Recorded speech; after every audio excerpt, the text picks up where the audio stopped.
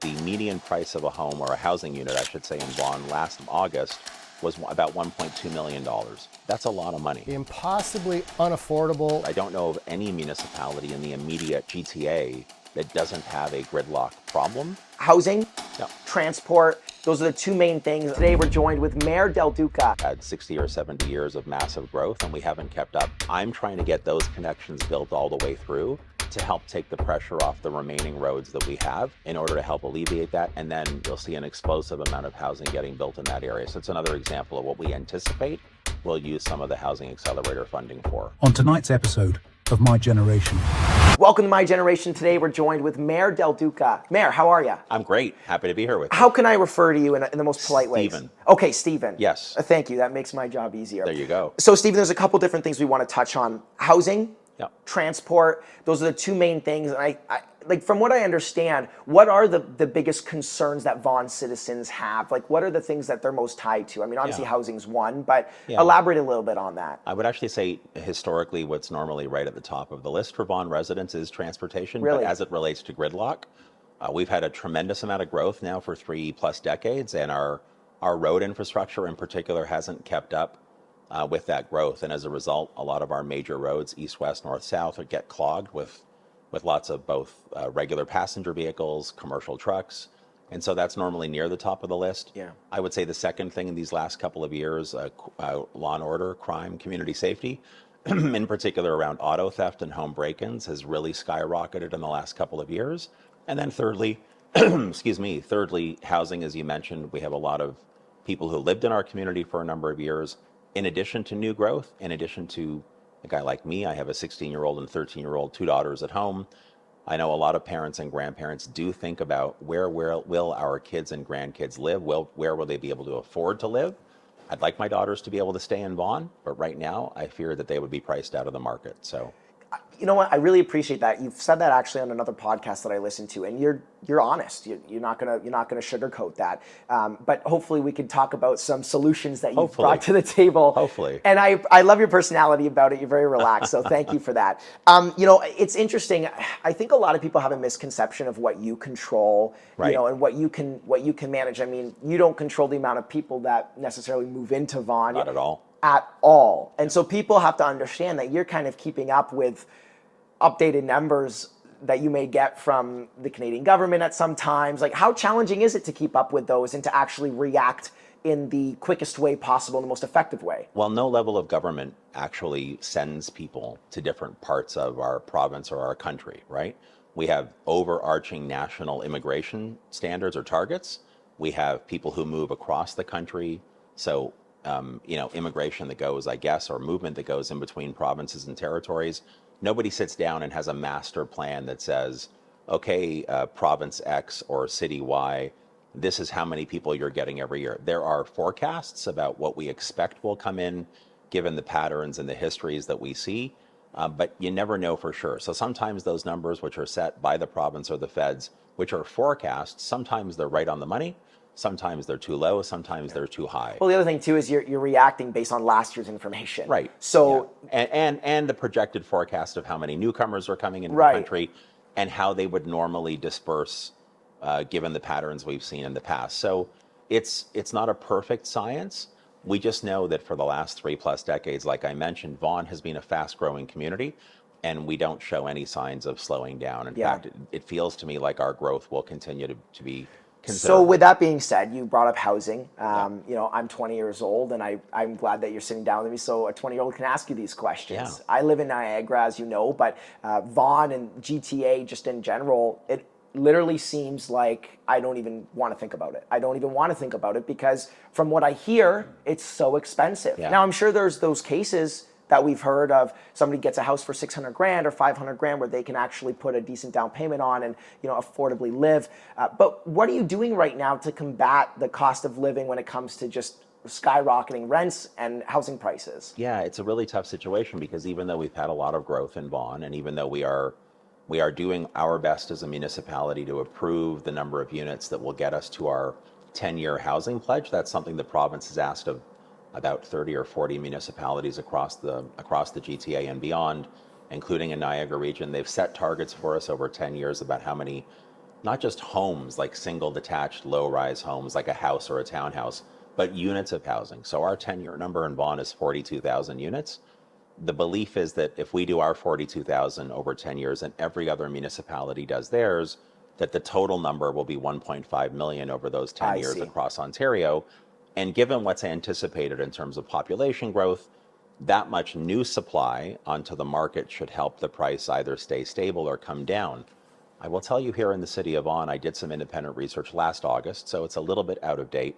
But what that research told me and told us as a council is that in the city of Vaughan, the median price of a housing unit, now housing unit means all types, so that's traditional backyard, front yard, detached home, Semi-detached, townhouse, yeah. semi-detached, condo, all of it, that the median price of a home, or a housing unit, I should say, in Vaughan last August was about $1.2 million here in the city of Vaughan. If you're looking at traditional single detached, obviously that number goes up because that's probably the most valuable in the marketplace. So that's a lot of money. Yeah. And Now, when can you- people expect to? I mean, I've heard some news about, well, we don't necessarily want housing prices to go down because that hurts people's retirement of people who own homes, but then it does make it challenging for Gen Z. So, I mean, of course, you have no control over that, but how do you kind of maneuver those concerns, and what's your response to Generation Z who say, oh, we want housing prices back to what they were, in 2014, 2015? Yeah, so that what you've actually just hit you kind of just hit the nail on the head with respect to something most people in the housing discussion don't talk about.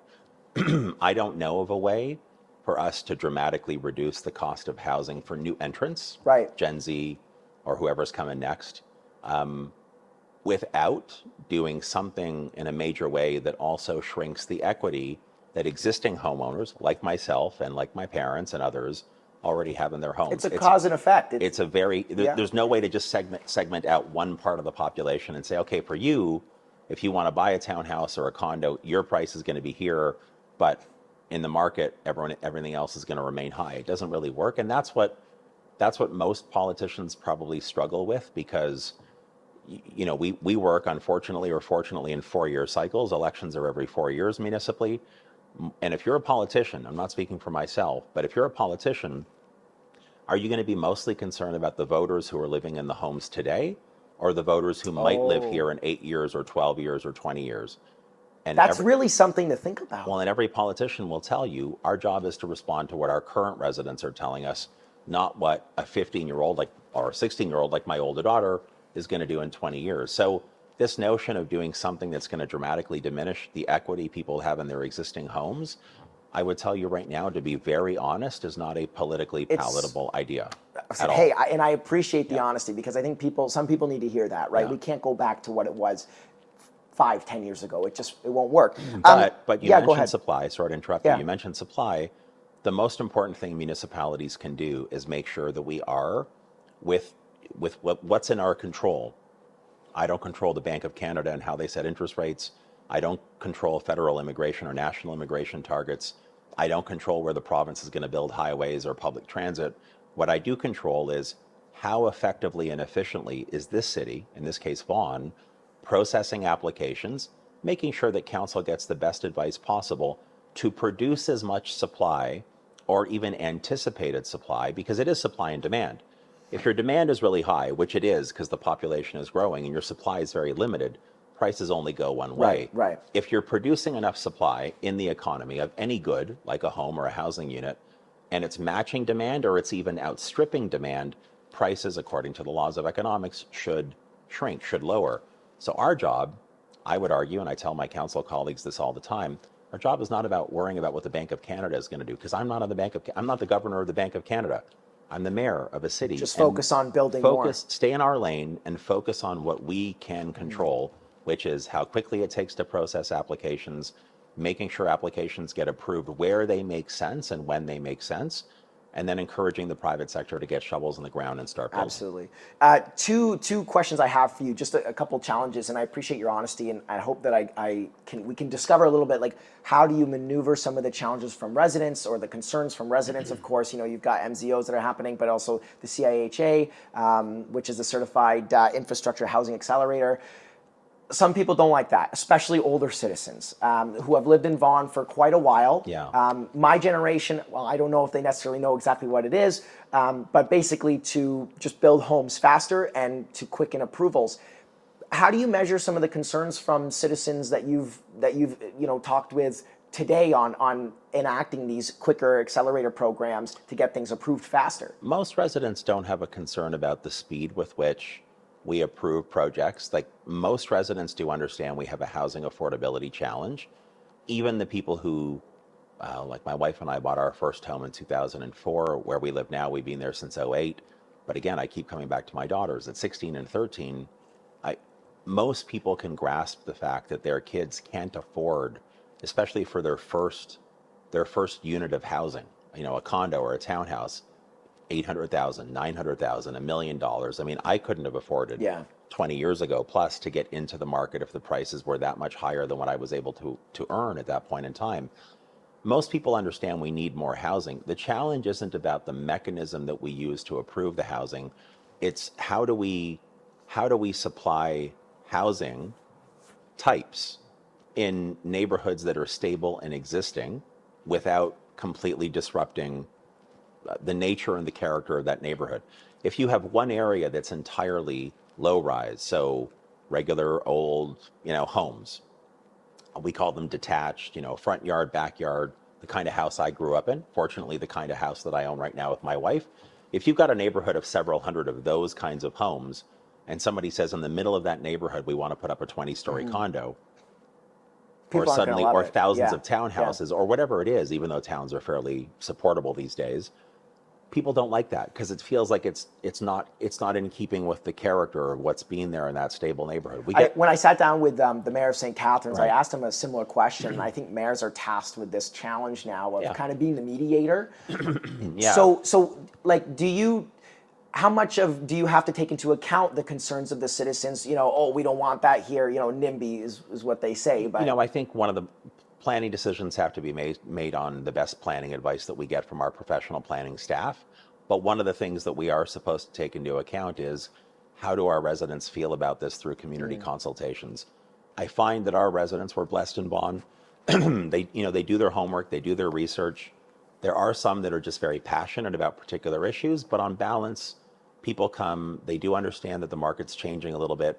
They just don't want to see something that's jarring in a neighborhood where they might have lived for 20 or 30 years. And to me, that's understandable. There needs to be some degree of compatibility, but I also do feel a very strong obligation. Maybe I'm a little bit biased. I keep talking about my daughters. No, I but appreciate that. Yeah. To me, if I'm thinking if my daughters want to live anywhere near this city, and I just sit here and say everything that comes in by way of an application that might be a little bit disruptive is going to get rejected, then how am I going to look at my daughter when she's 30 and she's still living at home because she can't afford to live anywhere in Southern Ontario? What am I going to say? So I was thinking about the next election. I wasn't thinking about your future. So there is a certain degree of courage that is required for politicians, and I've been doing politics for a very long time. Yeah. Courage comes and goes sometimes with politicians. It's not easy. I'm not picking on members of council. Everyone works really hard to do the right thing, but there's a lot of loud voices in the room. You have to compromise at the end of the day, right? You should, One of the things that people need to understand is municipalities don't actually build housing. They have to incentivize or encourage private developers to build. Yeah. I've spoken to plenty of developers because I also run a marketing company where we work with a lot of developers and real estate agents. And what a lot of the developers actually end up saying is, we just feel that with rates at where they're at, why would we build? Yeah. So no one's buying, right? Right, when no one's buying. So they're going to build something, spend all their cash, and then they're going to expect that it sells at where rates are right now. How do you have no control over it again, but you have to do something. Well, there's not really much that we can do to compel in the private sector, that we can compel a private sector business owner, whether that's a builder or developer, whatever it is. We can't compel them to start building just because we have a shortage of housing. They won't, to your point, they will only build when they know there is a market and people are buying. So right now, some of the builders that we have in Vaughan who've gotten all their approvals, they have sales offices, they open them up. 2 years ago, 3 years ago, they would sell everything out in a weekend. Now they're lucky if they get 2 or 3 sales per month. So how do you confidently sit down with them at the table after you've received, and we'll get into this, the $59 million from the Housing Accelerator Fund? How do you confidently sit down with them and say, hey, we need you to go build some homes? I don't have those conversations. That's not my job. My role is not to tell them how to run their business. I don't believe it is. Certainly if they come to me and they're looking for building permits and they've dotted all their I's and crossed their T's, our staff will issue the building permits when it's appropriate to do so. I would expect most builders, once they have a permit, because that's the point at which they've got to pay their development charges to the city, they would be ready normally to break ground and start building. But I can't compel them to do that. Yeah, there's lots of ways to provide a bit of, I'll say, moral suasion and encourage them, but there's no actual mechanism except what the province has recently started talking about. And we already have one of these kinds of mechanisms here in Vaughan. It's called the use it or lose it mechanism. There's a way for us to tell a developer, if you've gotten an approval and you've not started construction within a certain period of time, we theoretically can claw back the approval, or we can claw back how much what's called water wastewater allocation we're giving you. At the end of the day, nobody's allowed to break ground and start building housing unless they can flush the toilets when the housing is built. Yeah. This is the old way that we say it. You can't build a house if you can't flush the toilet, right? And so we have the ability to claw back varying aspects of their approval if they're not building within 3 years. But there's not really a mechanism that says, okay, Steven, here's your building permit. If you don't start within the next couple of weeks, I'm yanking it, I'm taking it back, especially when no one's building. So if I took away your approval for, in this case, sewage allocation, and I'm going to give it to someone else, if he's also not building because the market's not there, I see what what am I you're actually saying. approve? Yeah. Again, this comes back to what I think my core responsibility is, which is within this ecosystem, my responsibility and council's responsibility is to make sure we are producing a significant supply of housing approvals so that we have an inventory of those approvals such that when interest rates start to come down, and we know they've just recently started to come down, hopefully they'll continue to come down, the builders are ready to go, the workers are ready to go to work to start building these housing units and these homes, and the market will be there. The truth of the matter is the demand has not gone away. It's not like suddenly all the new people that have come to Canada or into Ontario have said, we don't want housing anymore.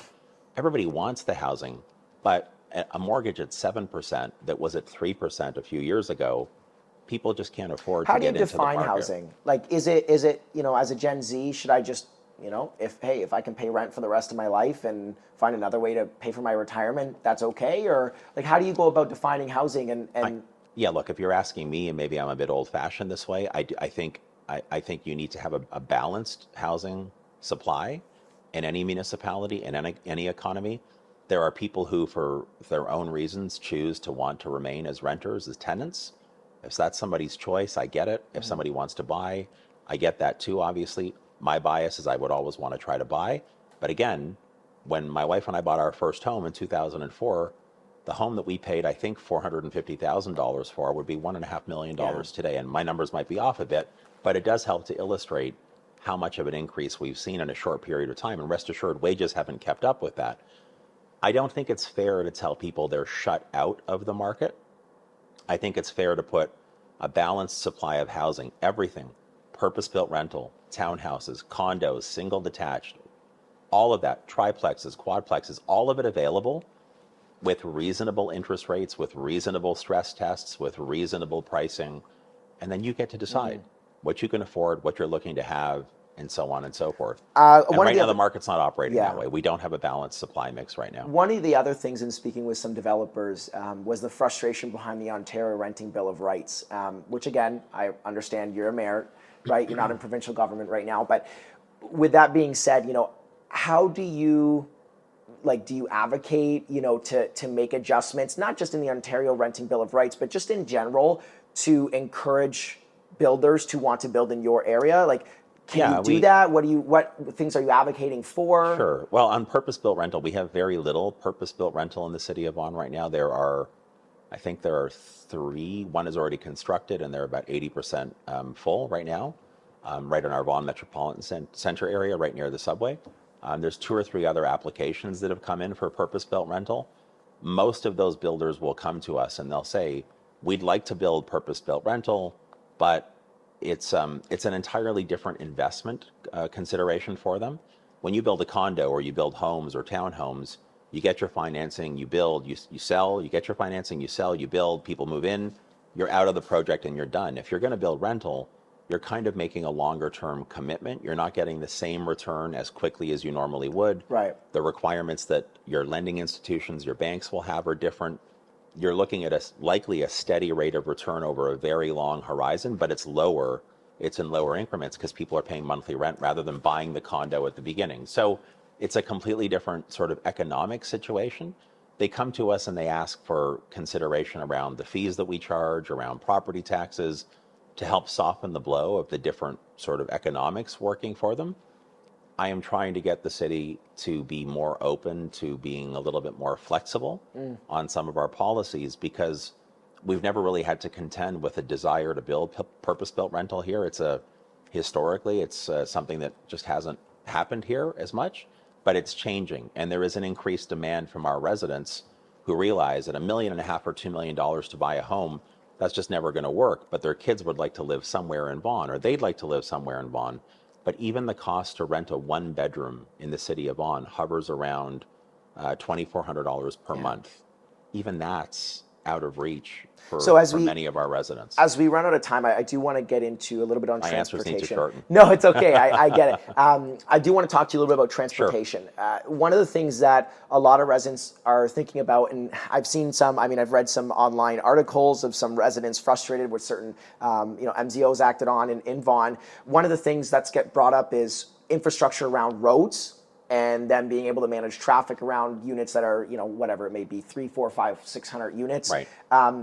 Is Vaughan prioritizing, with the Housing Accelerator Fund money, the $59 million that you guys received, is some of that going towards, managing road flow, or does that have to go towards something else? Yeah, so really quickly, I'll say, every single time there's a planning application that comes forward here, this is really important because I know what's being said about certain things, but as you kind of touched upon that you've seen online, every time a planning application comes through our system, whether that's for a CHIO, which doesn't exist anymore, or an MZO, or a regular official plan amendment, or a zoning bylaw amendment, anytime we're approving anything, transportation studies are always included in the package before council deliberates on the applications and makes a decision. As I said earlier in this interview, it's, transportation issues and gridlock tend to be right at the top of everybody's list of concerns or list of grievances. I don't think it's unique to Vaughan. I think every 905 community that's been growing quickly, whether that's Markham or Richmond Hill or Mississauga, or certainly the city of Toronto, you face those challenges. I don't know of any municipality in the immediate GTA that doesn't have a gridlock problem. I think that's because we've had 60 or 70 years of massive growth, and we haven't kept up with all of with not just road, but roads, public transit, active transportation. In one of my previous roles, I was Minister of Transportation. It was the thing that confronted me as the biggest challenge. Well, one of my questions too was, the prioritization of roads while also keeping up with, our climate goals too, right? So we've seen a lot of investment being put recently with carbon tax money, as well as just infrastructure in general from cities, is building public transit. Yeah. What level of degree are you prioritizing? We need all of it. But do you lean towards one or the other? Are you being pushed towards one or the other? Look, Steven Del Duca, if I'm thinking about this from a policy perspective, I think making a stronger investment in public transit right across the Greater Toronto and Hamilton area, including right into Niagara region, we need, because our public transit infrastructure has lagged even behind our road infrastructure, and our road infrastructure has lagged. So imagine what that sort of drop off looks like. So I do think having an integrated and seamless and easy to use and affordable regional public transit system would help take an awful lot of pressure off of our roads. But as mayor, I don't have direct control over public transit. Even our municipal transit system is organized by York Region. Now I'm a member of York Regional Council, but that responsibility doesn't fall exclusively within my domain as mayor. I have to work with the rest of my York Region counterparts. Whereas roads in the city of Vaughan, especially the local roads, are exclusively our responsibility. So when I ran for mayor, I talked about fighting gridlock. It was the number one thing that I kind of featured in my campaign platform. It's what I'm still very much focused on. So I support all the public transit build outs, but in my direct control as mayor, I have more I'll say, authority and latitude to focus on some of our road projects. Right. We are using some of our federal money from the Housing Accelerator Fund to help support road and water, wastewater infrastructure that will help enable housing. So Right. not just infrastructure that will help us tread water, but actually infrastructure that will help us grow. Right. So just to kind of simply put that is like you have a 700 unit condo building that's being built. Your part of responsibility as the city is to make sure that the infrastructure around the 700 units is, well Or developed. around an area. Or around an It's area, not, whatever it's not it is, really yeah. project specific, it's more about area Gotcha. specific. We know it's coming to it. So just the other day we announced that we're building a bridge over Highway 400. They call it the Canada-America Bridge over the 400.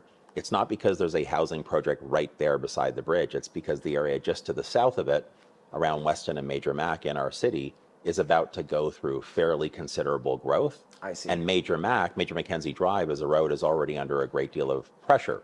So by building this bridge, we're creating a bit of a relief valve for people who will eventually live in this area. So that's an example of something we're using some of our federal money to support the building of. Will public transit ever be as convenient as, driving your own car? I think public transit combined with on-demand transportation, especially when we have full electrification of these fleets, I think will become.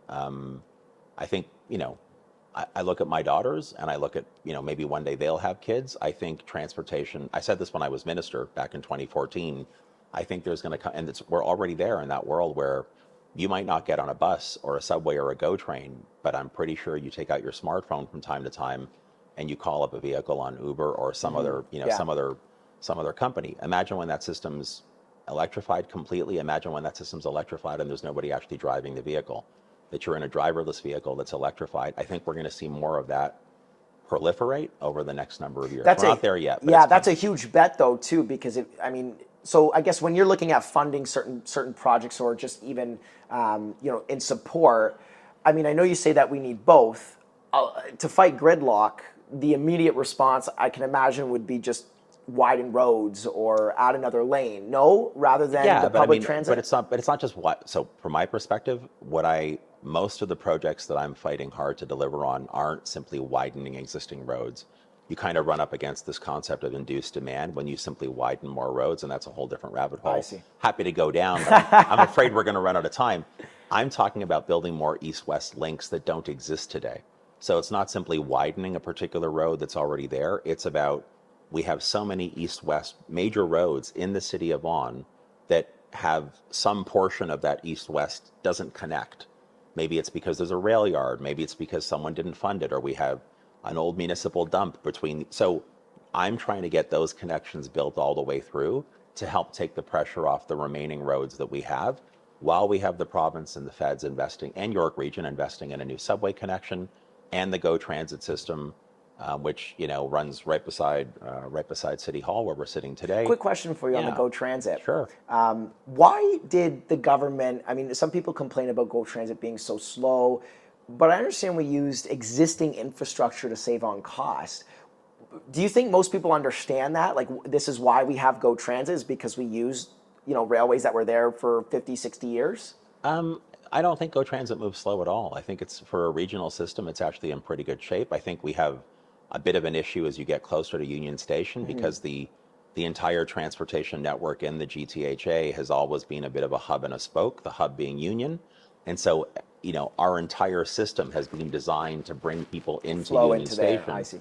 I think if there's one thing that's missing in our system is more east-west links. Again, whether, if you're in Niagara, you're in Hamilton and you want to get somewhere, what if you want to go to Oshawa?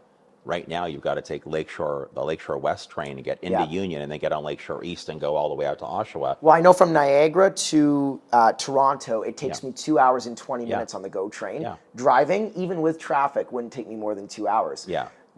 But that's a bit of a challenge. I was the minister that actually did the initial approval at the time for the Niagara GO system. Then some people who came after me actually helped deliver it. There's a bit more of a complicating issue out of Niagara Region. We've got the canal, we've got a bunch of other stuff that kind of interrupts how the whole system works. But we do need more east-west connections, as well as having that hub at Union Station. I think it's smart to use existing infrastructure. What the province of Ontario is doing, which I also helped start when I was there, is this notion of creating a more rapid and more frequent and ultimately electrified GO network, which will be better for our commuters. It'll and flow our, and much, our yeah, it'll flow really It'll be well, quicker yeah. and it's also cleaner at the end of the day. So just a last question for you. The Housing Accelerator funding, I wanted to get into that because of most Canadian cities, Vaughan actually received a pretty significant amount of money comparing it to other cities. Where or how does that money get used? Yeah, so Because I can't seem to find it too well online, but I know that in there's our so much budget report, information. we listed in our budget report Yeah. last year, public document. For What most Generation Zs, that's why I ask you, because Yeah. most of them, they either don't know where to find that, they can go on the website, but they don't think to, or Yeah, so it's so what we were awarded, or what the feds have agreed to give us, is $59 million. It comes in 4 installments, so it doesn't come all at once. We do have to report back to the federal ministry on what we're spending and what we propose to spend that money on.